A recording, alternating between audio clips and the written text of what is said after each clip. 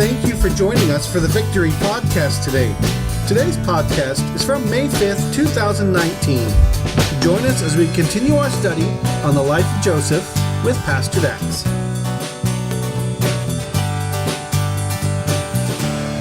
So last week we started this series on the life of Joseph, and we looked at chapter 37. If you were here, you remember at the very end of that sermon, we kind of asked the very common question, why do bad things happen to good people? And then we made it even a little more pointed than that. We wanted to ask, why do bad things happen to God's people? As we consider this story and we look at all of the trauma that Jacob and his family endure, we wonder, to what extent is God really sovereign? That's the question that you're meant to be asking when you reach the end of chapter 37, given all of the bad things that we've already seen happen to one of God's people, Joseph, this 17-year-old boy. We're asking, is God sovereign in this? Is he running the show? Is he in control, or isn't he? And now here we are at the beginning of chapter 38, and we're looking for answers.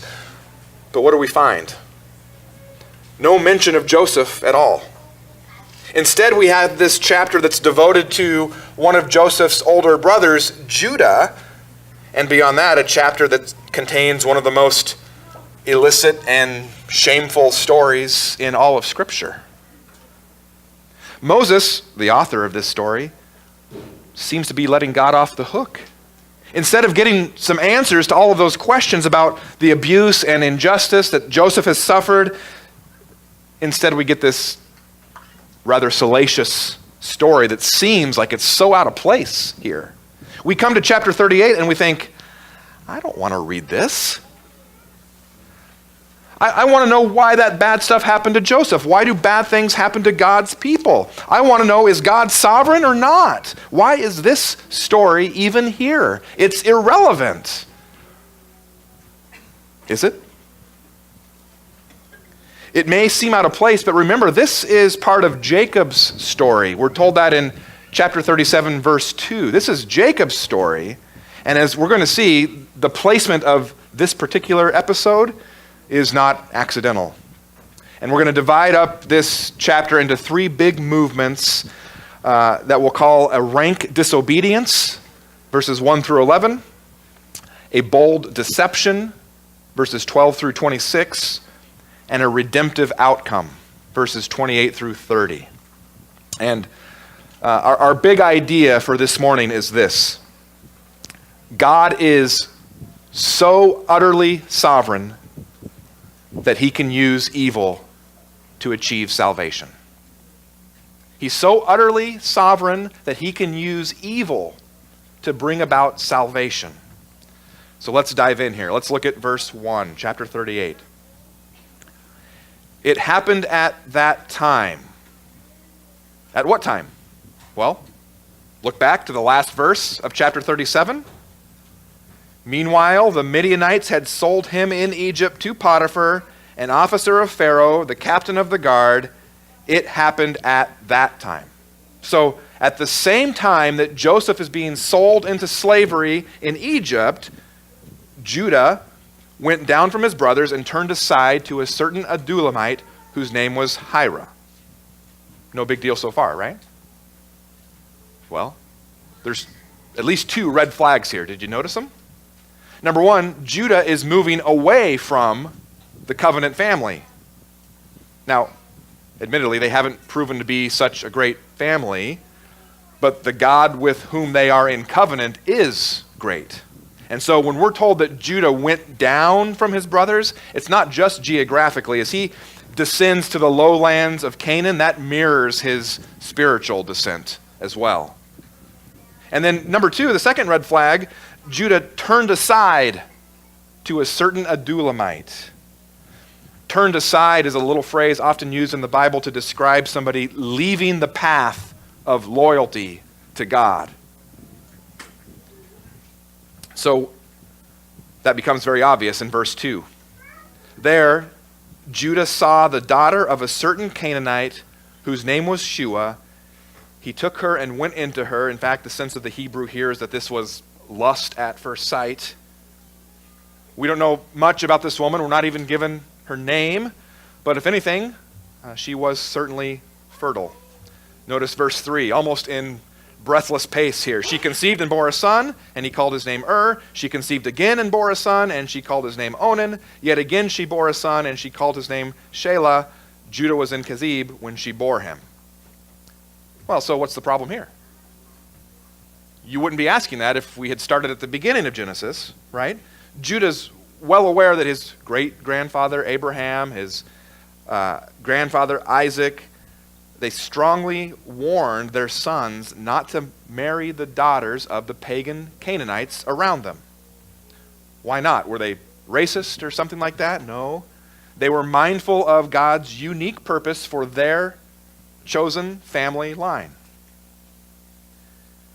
And that starts way back at the very beginning of Genesis, when Adam and Eve are evicted from the Garden of Eden for disobeying God's command. They're also given a promise that the entire remainder of the Bible is built upon. Namely, that the woman's seed will one day destroy their deceiver, Satan. And from that point on, from Genesis 3 on, God sets in motion a series of events in redemptive history that culminates in the arrival of this promised seed, who is Jesus Christ. And one of the most significant events along the way in that story is when God initiates a covenant with Abraham, promising Abraham that it will be from his seed that the promised seed will work itself out and ultimately introduce the seed who will bring salvation to the world.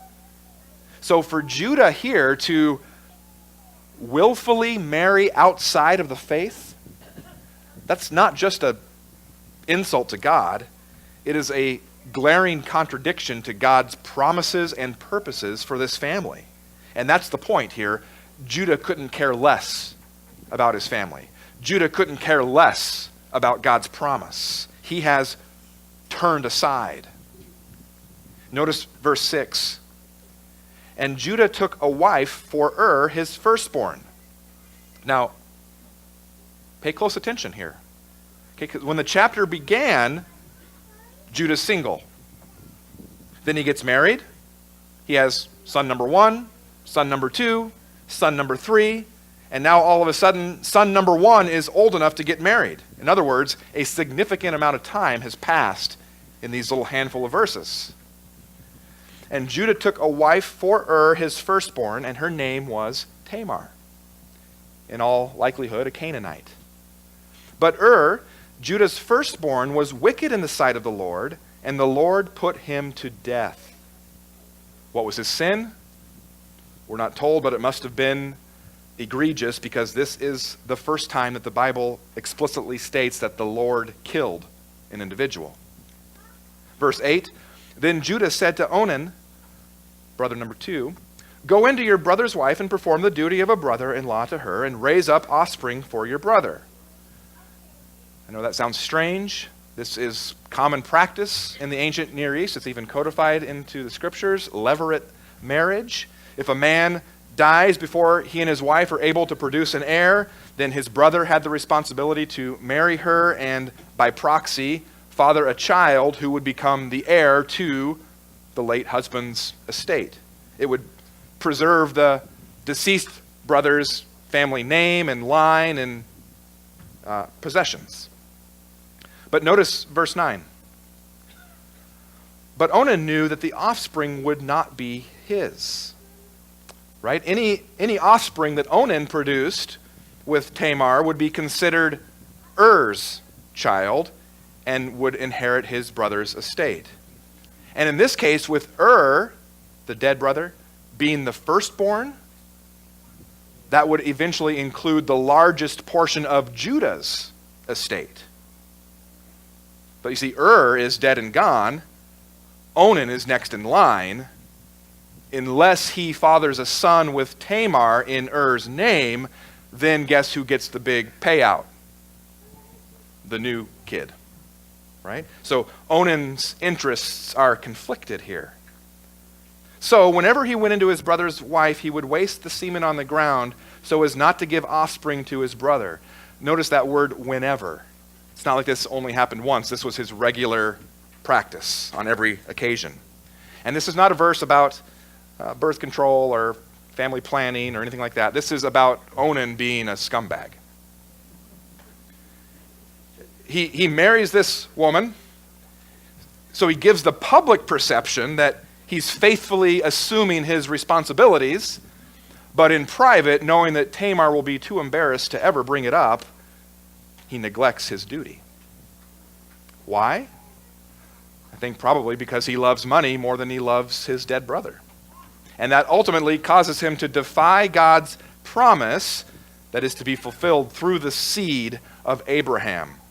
That promise, that idea of the seed of Abraham is what is being echoed in this passage. In fact, if you were to read these verses here a little more literally, it would read like this. Go into your brother's wife and perform the duty of a brother-in-law to her and raise up seed for your brother. But Onan knew that the seed would not be his, so whenever he went into his brother's wife, he would waste the seed on the ground so as to not give seed to his brother. You see, it's all about the seed, failing to advance the seed. And how does God regard this? Verse 10, and what he did was wicked in the sight of the Lord, and he put him to death also. The point? You don't mess with the promises and purposes of God, especially when it concerns the coming of the Savior of the world. So this is rank disobedience from start to finish here.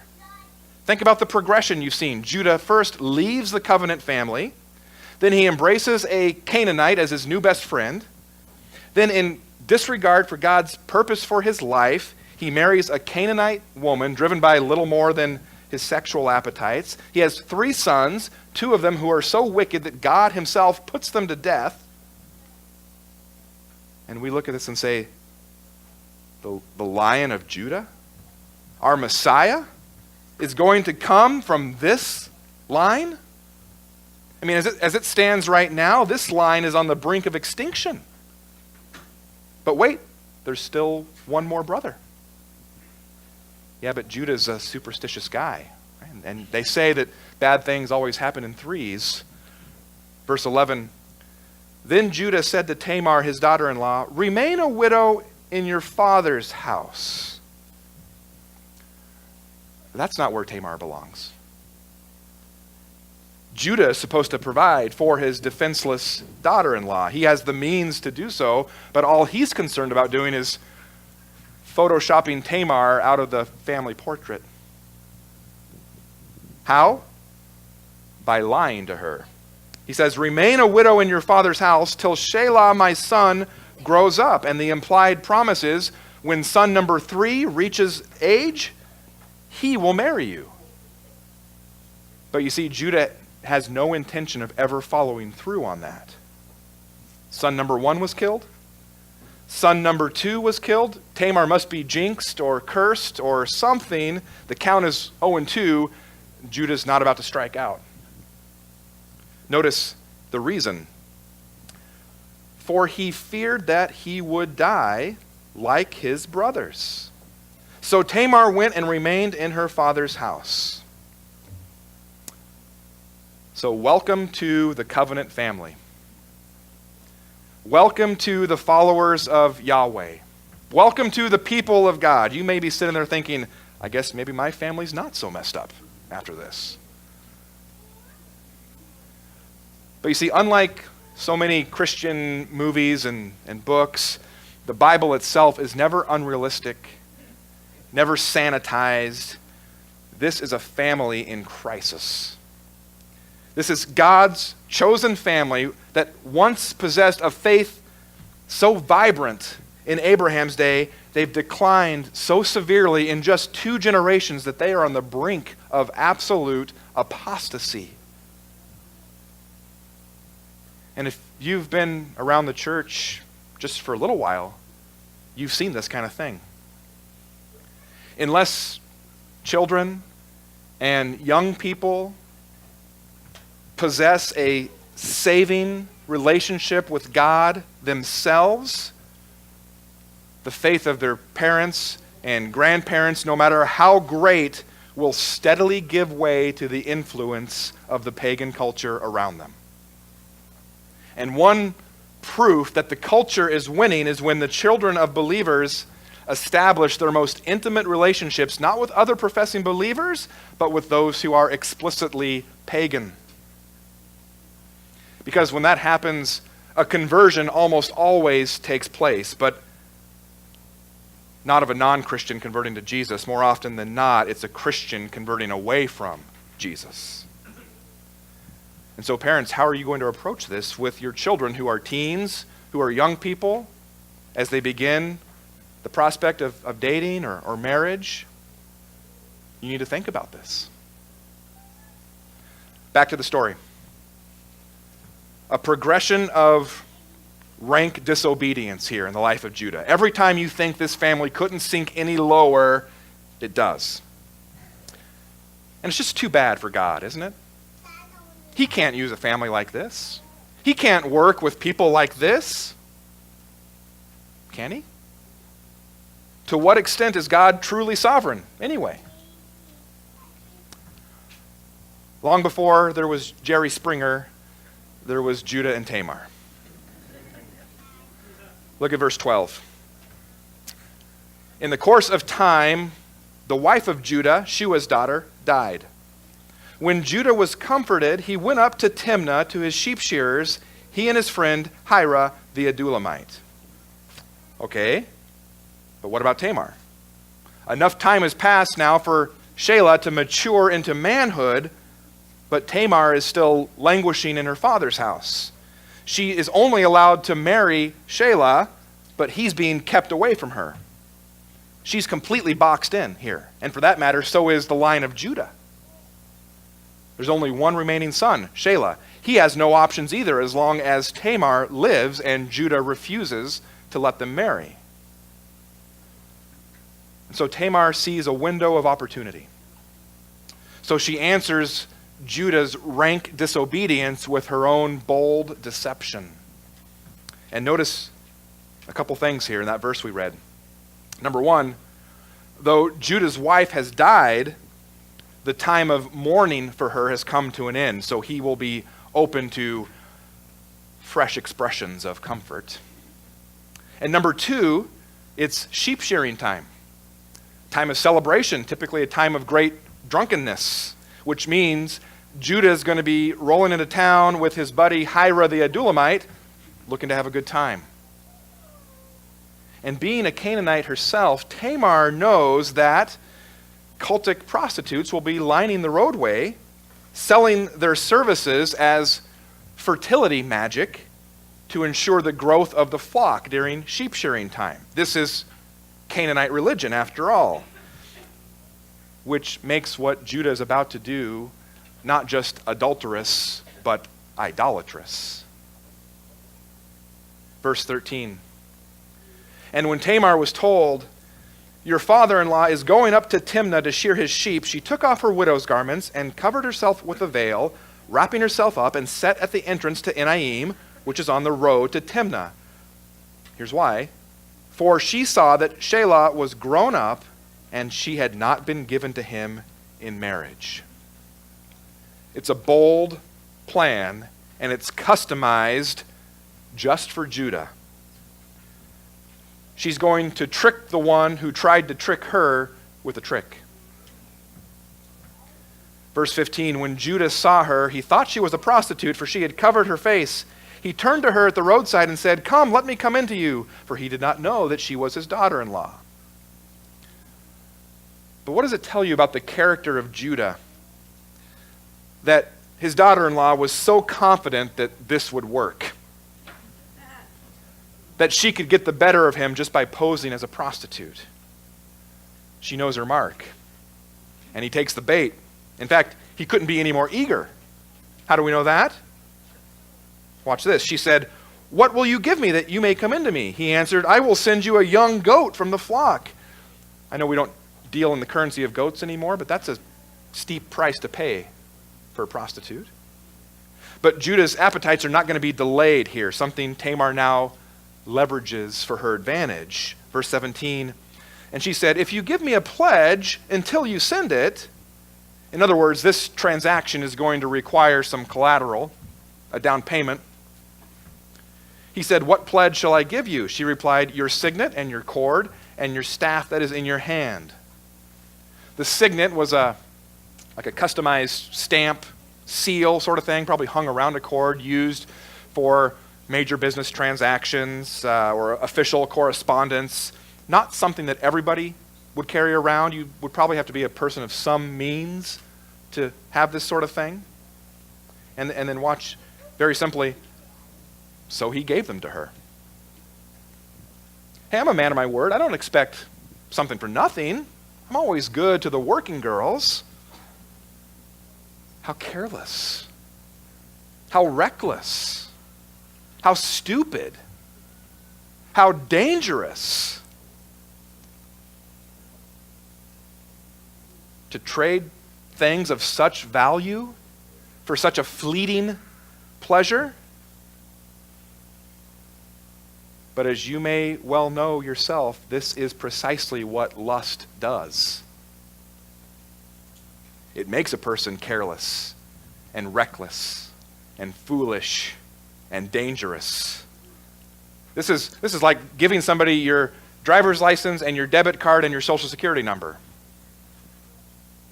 This is the extent to which Judah has turned aside to the pagan culture.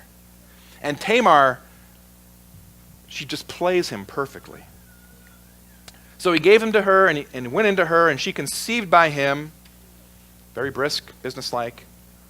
Then she arose and went away, and taking off her veil, she put on the garments of her widowhood. And again, have you noticed how Judah's sin has just progressively gotten worse in this chapter? From a pagan marriage to shirking his family responsibilities, now to blatant immorality and even idolatry. And it always seems like his new BFF here, Hira the Adullamite, is close to the action. There he is again in verse 20. When Judah sent the young goat by his friend the Adullamite to take back the pledge from the woman's hand, that didn't take long, right? Judah must be an honest customer, always quick to settle up with the house. No, he's more like the nervous guy who unwittingly left his wallet down at the brothel and is desperate to get it back before he looks like a fool. We're told that his friend Hira here, he did not find her, and he asked the men of the place, where is the cult prostitute who was at Enaim at the roadside? And they said, no cult prostitute has been here. So he returned to Judah and said, I have not found her. Also the men of the place said, no cult prostitute has been here. And Judah replied, let her keep the things as her own, or we shall be laughed at. In other words, if this leaks out, my reputation is going to be shot. Better to cut my losses. But for the record, I did keep my end of the deal, right? You see, I sent this young goat, and you did not find her. Such a man of integrity here, this Judah. About 3 months later, Judah was told, Tamar, your daughter-in-law, has been immoral. How was this known? Moreover, she is pregnant by immorality. 3 months, it's the end of the first trimester. Perhaps she's beginning to show. And since Shelah has been locked in his father's basement, Judah sees this as an opportunity to be forever free of this cursed woman and to free up his third son for someone else. And Judah said, bring her out and let her be burned. He had no qualms about hiring a cultic prostitute for himself, and yet he is quick to call for the death penalty against this woman who acted in the same way that he did. Perhaps there's a lesson for us there. And yet in sentencing her to death, he unknowingly condemns himself to the same fate. Verse 25, as she was being brought out. Now look how Tamar plays this thing, just down to the last minute. As she's on her way to the stake, as it were, she sent word to her father-in-law, by the man to whom these belong, I am pregnant. And she said, please identify whose these are, the signet and the cord and the staff. It's a reminder, friends, that your sins will always be found out. Then Judah identified them. Now, this is a different time, different culture, different customs, but practice in the ancient Near East was clear. When a widow marries her late husband's brother to bear a child and that man dies, next in line is the father. That is her father-in-law. And Judah knows this. He's guilty, dead to rights, which is why he now says, she is more righteous than I. He's been caught. He's guilty, exposed. It's not the proof of a DNA test, but the evidence is just as conclusive here. And Judah confesses Tamar's superior righteousness. She is more righteous than I. How can he say that? In a fallen and broken world, human examples of righteousness are not always perfectly clean. We see this even in Scripture. Esther exploits the desires of King Ahasuerus for a more noble purpose, to secure the deliverance of her people. Naomi plays on Boaz's interest in Ruth for a more noble purpose, to provide an heir that would advance the Messianic line. Rahab deceives the Jericho police for a more noble purpose, to ensure that God's people would enter the promised land. Is our human righteousness always free from any ambiguity? Is it always free from impurity? Is it always an action that is totally clear and obvious? Or in a fallen and broken world, are there comparative acts of righteousness that in and of themselves are not the most pristine and pure? Because Tamar has committed the kinds of sins that the good people of this world would easily condemn. Bold deception, illicit activity. On the other hand, Judah has lied and deceived and violated Tamar's rights, spurned her needs, and in so doing has threatened the Messianic line. So his perspective on this is that she is more righteous than I. And I'm not suggesting that Tamar's actions aren't sinful here, but Judah, for all intents and purposes, publicly declares her innocence in this matter. She is more righteous than I. And he publicly declares his guilt, since I did not give to her my son, Shelah. And moreover, and he did not know her again. That was the end of the relations. And this is a real turning point in the story of Genesis 37 through 50, because right here is the first indication of a transformation taking place in Judah that will reveal him to be the incredible man we'll later discover in the story.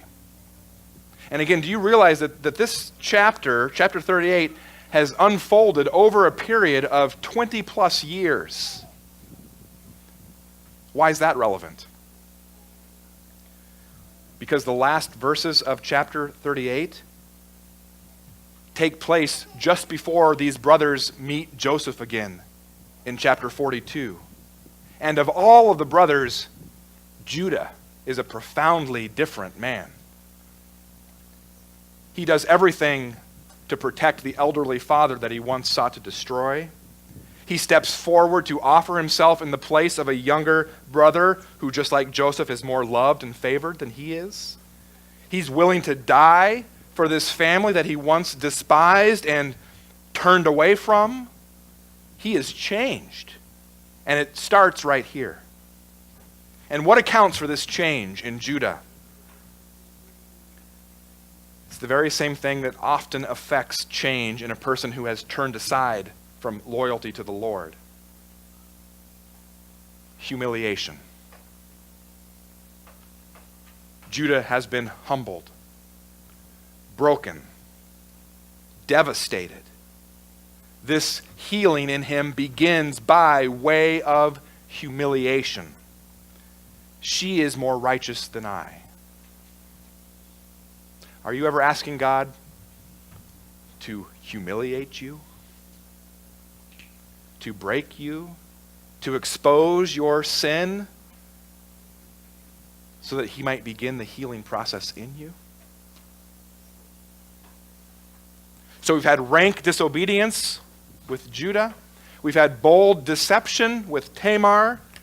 And now watch the redemptive outcome 6 months later, verse 27. When the time of her labor came, there were twins in her womb. Twins. God's gracious compensation to Tamar for 2 deadbeat husbands? Yeah, I think so. God's gracious compensation to Judah for 2 wicked sons? Sure. But they are much more than that. This verse here, if we go to the next slide, it's nearly a word-for-word replica of Genesis 25:24 that records the birth of another set of twins, Jacob and Esau. In that case, the 2 brothers struggled in their mother's womb, and the older was identified with the color red. He was superseded by the younger, through whom the Messiah, the promised seed of the woman, would come. Okay, so what? Notice verse 28. And when she was in labor, one put out a hand, and the midwife took and tied a scarlet thread on his hand, saying, "This one came out first." But as he drew back his hand, behold, his brother came out. And she said, "What a breach you have made for yourself." Therefore his name was called Perez. Afterward his brother came out with the scarlet thread on his hand, and his name was called Zerah. So once again here we have one twin identified with the color red, and we have the other twin, technically the younger. Well, what do we know about Perez? We come across his name sometime later in the book of Ruth, in a genealogy of all things. And what do we discover about him there? Beginning with his name follows 10 generations that concludes with the name of Israel's greatest king. It's through the child of disobedient Judah and deceptive Tamar that King David himself comes. But that's not the last time we run into this child of Judah and Tamar. We meet him again in the New Testament, in the Gospel of Matthew, in another genealogy of all things. And there we discover the most amazing thing of all, that the Messiah, the promised seed of the woman, our Savior, Jesus Christ, comes through the line of disobedient Judah and deceptive Tamar. Tamar in the messianic line. You got to be kidding. In fact, have you paid much attention to that genealogy in Matthew? 5 women are named there, which is unusual in and of itself, but interestingly, all these women who are under suspicion, rightly or wrongly, of some type of illicit relationship. You have Tamar here, who poses as a prostitute. You have Rahab, who is a prostitute. You have Bathsheba, who commits adultery. You have Ruth, who simulates adultery. All of that anticipating the young woman whose circumstances are the most suspicious of all, pregnant, though she's never been with any man, let alone the husband to whom she is betrothed, Mary. So let me ask you, do you have skeletons in your closet? Shameful secrets in your past? Scandals? Humiliating things, embarrassing things, horrifying things. Stop running. Stop pretending. It's not too late for you. Turn from your sin and be welcomed to the family of God. The God who specializes in saving and using deceivers like Tamar for his great and gracious purposes. The God who saves and uses scoundrels like Judah, saying of him and the one who will come from his line, "The scepter shall not depart from Judah nor the ruler's staff from between his feet until tribute comes to him, and to him shall be the obedience of the peoples. Where do we see that promise come true? Revelation chapter 5, where all of heaven is gathered together to hear who it is that is worthy to open up the scroll of human history. And remember John, the apostle, who's having that vision, he begins to weep because at first nobody's found who can open it. And then one of the elders in heaven says to him, "Weep no more. Behold, the Lion of the tribe of Judah, the root of David, has conquered so that he can open the scroll and its 7 seals." And remember, John looks to see who this conqueror is, and what does he see? A lamb. Making very clear to us that this triumph will come about not by ferocity, but by humility. He sees the seed of the woman, the seed of Abraham, the seed of Judah and Tamar, the seed of David and Bathsheba. He sees Jesus Christ. And on a human level, we can trace it all the way back to this scandalous one-night stand. A disobedient man, a deceptive woman. But things don't just happen on a human level, do they? To what extent is God truly sovereign? He's this sovereign. He uses the most scandalous expressions of human disobedience and deception to achieve our salvation. That's how sovereign he is. In the case of Jesus, using the wicked schemes of the Jews, the arrogant idolatry of the Romans, to bring about the crucifixion of his own son. God specializes in working in the cesspool of human sin to achieve his perfect and holy will. So why do bad things happen to good people? It's the wrong question to ask. Why do bad things happen to God's people? It too is the wrong question. Why do good things happen to bad people? Now we're on the right track. Is Judah good?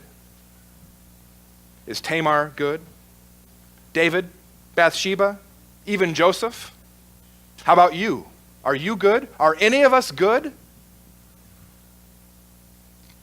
So the question we need to ask is, why do good things happen to bad people? And the answer is because there is a God who is so utterly sovereign, he can use evil to achieve salvation through the only one who has ever been completely and perfectly good, Jesus Christ. We would like to thank you for joining us for the Victory Podcast today. This podcast is a ministry of Victory Baptist Church in Hermiston, Oregon. You can find us at 193 East Main Street in Hermiston, Oregon, 97838, or on the web at yourvictory.org.